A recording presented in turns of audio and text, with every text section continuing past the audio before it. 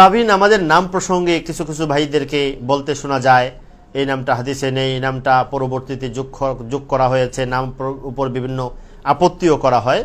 এ বিষয়ে তারাবিহ এর নামাজ হাদিসের বিভিন্ন কিতাবে এর নাম পাওয়া যায় কিয়াম ও রমাদান, কোনো কোনো কিতাবে পাওয়া যায় সালাতুত তারাবিহ এই শিরোনাম, কোনো জায়গায় কিয়াম ও রমাদানও আছে।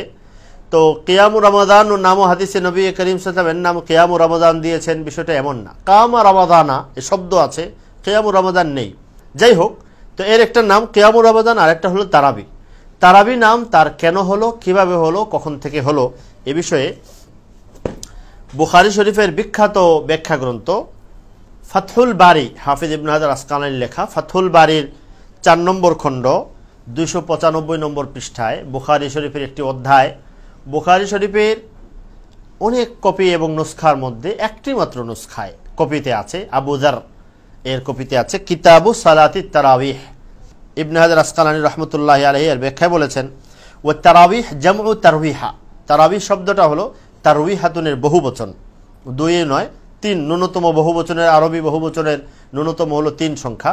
তারবিহা, তারবিহা অর্থ হলো আল মাররাতুল ওয়াহিদা মিনার রাহা, একবার বিশ্রাম নেওয়া।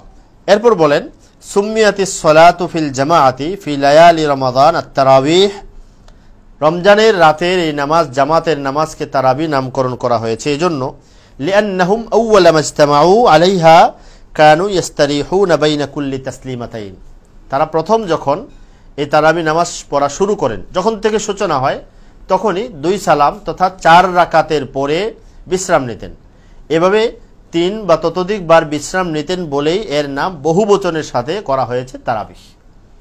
তো এই নামটা সূচনা থেকেই এবং এর বিভিন্ন হাদিসের বিভিন্ন বর্ণনায়ও এর ইঙ্গিত রয়েছে।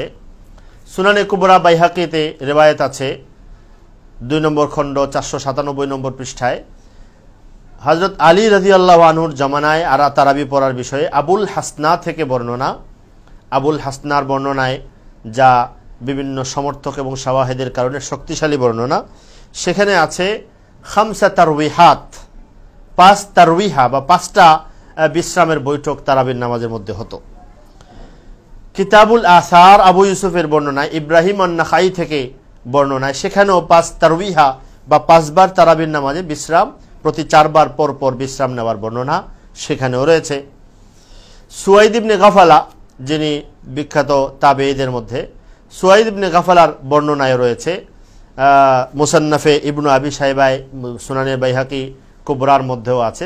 সুয়াইদ ইবনে গাফালার বর্ণনায়ও 5 তারবিহার কথা, খামসা তারবিহাতের কথা আছে। আলী ইবনু রাবিআর তারাবির বিষয়ে ইবনু আবি শাইবার বর্ণনায় খামসা তারবিহার কথা আছে। আবুল বাখতারির বর্ণনায়, আবুল বাখতারি থেকে বর্ণিত, সেখানেও 5 তারবিহার কথা আছে।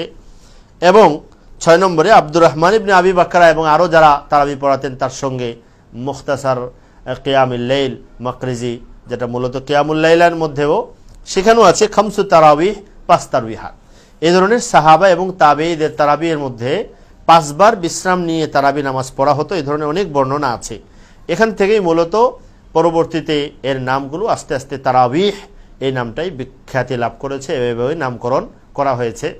নামে 2টা বিষয়, একটা হলো এই নামের মধ্যে মন্দ কোনো বিষয় নেই, নাম পরিষ্কার, সূচনা থেকেই এই নামের দিকে ইঙ্গিত বর্ণনায় পাওয়া গিয়েছে। দ্বিতীয় বিষয় হলো এই নাম থেকেও তারাবিহের নামাজের পরিমাণ, রাকাত সংখ্যার বিষয়ে কিন্তু ইঙ্গিত রয়েছে।